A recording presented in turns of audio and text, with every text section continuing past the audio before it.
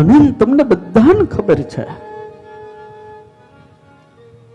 ઈશ્વરે આ જગતમાં મને તમને માત્ર ને માત્ર સુખી થવા જ મોકલ્યા છે,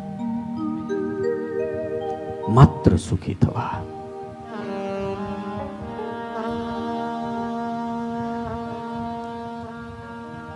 અને આ જગતમાં આમ જુઓ ને તો દુઃખ છે જ નહીં.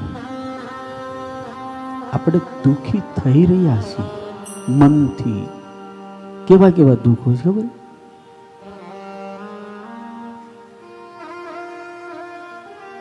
આપણા ગામની અંદર જો ઘર હળગતું હોય ને ભરતભાઈ, તો આપણને બે જણને દુઃખ થાય કે મારું ઘર હળી ગયું, ઘર હળી ગયું, ઘર હળી ગયું. પણ જો નવું ઘર બનતું હોય ને સારું, તો અડધા ગામને દુઃખ થાય. હવે આનો કોઈ ઉપાય જ નથી દુનિયામાં. અડધા ગામને દુઃખ થાય.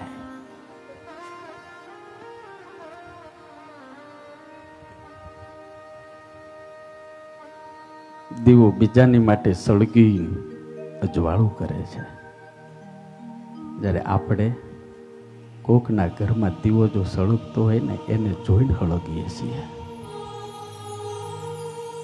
કેવા કેવા દુઃખ આપણે સ્વીકાર્યા છે જુઓ તો. બાકી ભગવાને છે ને બ્રહ્માંડ બનાવ્યું ને, હમણાં હું ગયો તો નાસામાં જઈને આવ્યો આ વખતે. તારે નાસા જઈને આવ્યો તો મેં તો હારું, મને તો મારું મગજ એવું ચક્કર થઈ ગયું. મેં કે આ દુનિયામાં અહંકાર કરવા જેવું કંઈ છે જ નહીં. મારે 3-4 સાહેબો હતા, બધું મને સમજાવતા હતા.